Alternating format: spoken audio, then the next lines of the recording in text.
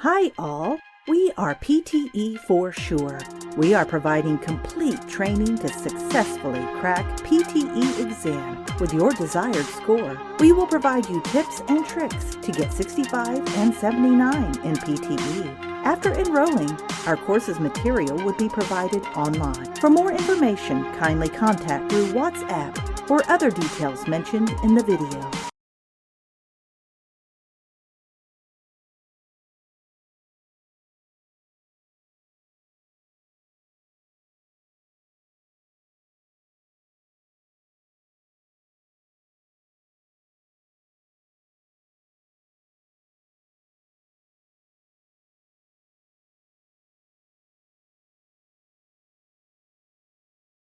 Australia's location is important for the world's exports, and its international trade is also important. Since Australia has a large territory with vast, uninhabited areas, all towns are scattered around. This leads to huge expenses for transportation when using trains and ferries. The government also has to pay large amounts for its telecommunications to build up the catching between these regions. The Australian people are mainly living in 5 cities: Melbourne, Sydney, Perth and Brisbane and Adelaide. The most special one is Perth, which is one of the most isolated cities in the world. However, this does not affect its state to be one of the largest cities in Australia. Most large companies, like the 2 leading companies, Telstra and Qantas, they are both based in Perth.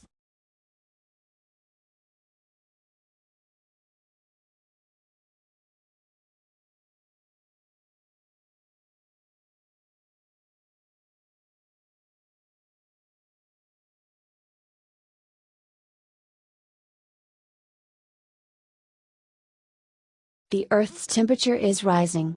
And as it does, springtime phenomena like the first bloom of flowers, are getting earlier and earlier. But rising temperatures aren't the only factor. Urban light pollution is also quickening the coming of spring. So temperature and light are really contributing to a double whammy of making everything earlier. Richard French Constant, an entomologist at the University of Exeter. He and his colleagues compiled 13 years of data from citizen scientists in the UK, who tracked the first bud burst of 4 common trees. It turns out, light pollution, from streetlights in cities, and along roads, pushed bud burst a full week earlier. Way beyond what rising temperatures could achieve. This disruptive timing can ripple through the ecosystem. The caterpillars that feed on trees are trying to match the hatching of their eggs to the timing of bud burst. Because the caterpillars want to feed on the juiciest and least chemically protected leaves. And it's not just the caterpillars, of course, that are important. But the knock-on effect is on nesting birds, which are also trying to hatch their chicks at the same time that there's the maximum number of caterpillars. So earlier buds could ultimately affect the survival of birds, and beyond. The findings are in the Proceedings of the Royal Society B.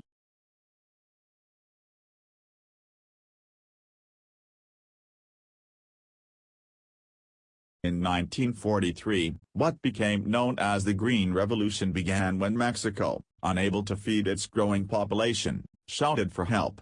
Within a few years, the Ford and Rockefeller Foundations founded the International Rice Research Institute in Asia, and by 1962, a new strain of rice called IR8 was feeding people all over the world. IR8 was the first really big modified crop to make a real impact on world hunger. In 1962 the technology did not yet exist to directly manipulate the genes of plants, and so IR8 was created by carefully crossing existing varieties, selecting the best from each generation, further modifying them, and finally finding the best. Here is the power of modified crops. IR8, with no fertilizer, straight out of the box, produced 5 times the yield of traditional rice varieties. In optimal conditions with nitrogen, it produced 10 times the yield of traditional varieties. By 1980, IR36 resisted pests and grew fast enough to allow 2 crops a year instead of just 1, doubling the yield. And by 1990, using more advanced genetic manipulation techniques, IR72 was outperforming even IR36. The Green Revolution saw worldwide crop yields explode from 1960 through 2000.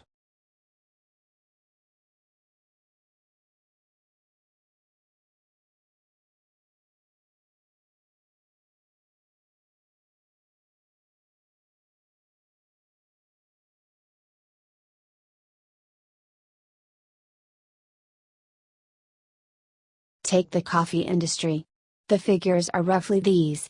The coffee market in the world is worth about 60 billion. The growers get 5.5 billion. 10 years ago, the market was about 30 billion and the growers got a third of that. What has happened? What has happened is that well-meaning people, Americans, Germans, Europeans, decided that they would help Vietnam. And so they created a coffee industry there, which is now the second biggest producer in the world. This has serious effects on other countries like Colombia that depend on coffee exports.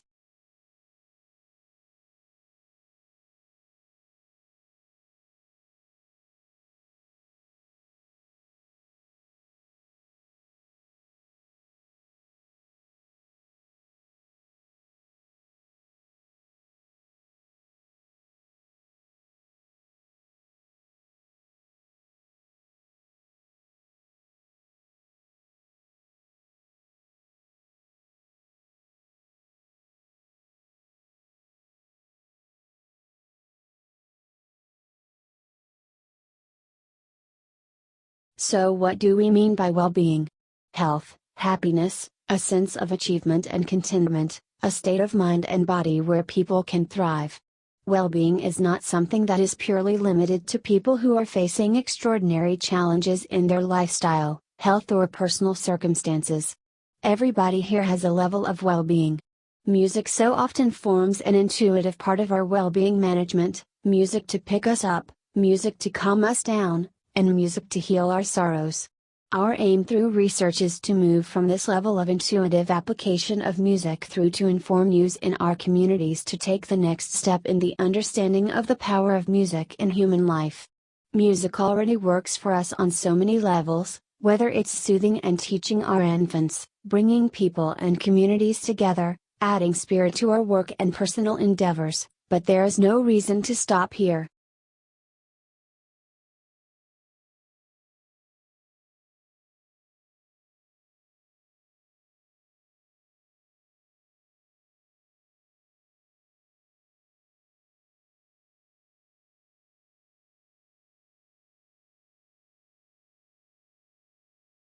Turner, not surprisingly, painted one of the earliest pictures of London's fog in the 1835 painting, The Thames Above Waterloo Bridge. Turner is a true-born Londoner, is advertising his familiarity with London's air problem by putting smoke and atmospheric pollution at its center. And as you can see, in here, the bridge is the central elements which are a theme that's later taken up by Monet. And it's partly obscured by the steam and smoke which rises from both sides of the river. Here, we see a shot tower. I think you can just about to see it, which was constructed in 1826. Do you know what shot towers are? They produce shot for guns, ammunition. And they were very smoky, one of the more smoking industries. But it's barely visible, as you can see, as are the various industries on the Lambent side of the river. On this side, there's a steamship about to dock or preparing to leave, its black smoke thrusting up to join the kind of swirling arc of smoke there. William Rodner sees this painting as a potent essay on the energy and complexity of modern polluted urbanization. Smoke, I think, here represents for a flourishing economy, which brings employment and food on tables, but also the dirt and pollution associated with the fumes. All seems to be tainted by sulfurous yellow.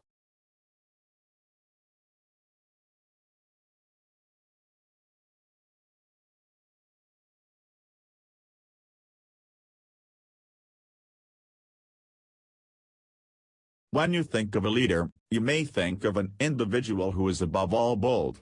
But a new study of fish called sticklebacks shows that shy individuals actually prefer to follow fish that are similarly timid.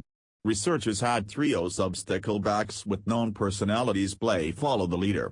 The fish were placed in a tank that had some plastic plants at one end and some food hidden at the other.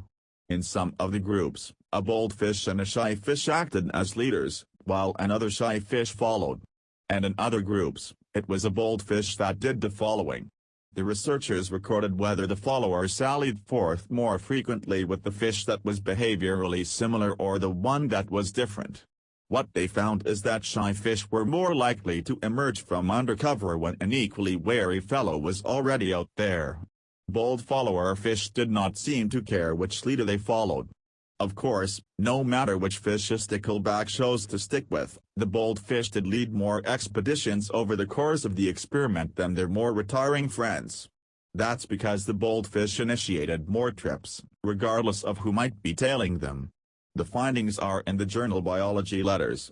The researchers write that when offered a choice of leaders, sticklebacks prefer to follow individuals whose personality matches their own, but bolder individuals may, nevertheless, be able to impose their leadership, even among shy followers, simply through greater effort. We may soon see if such tendencies also hold true in humans, when Americans decide who they'll follow in November. Unless, of course, something fishy happens.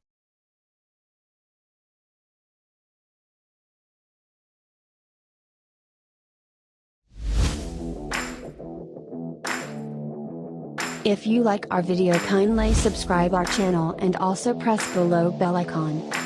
Thank you.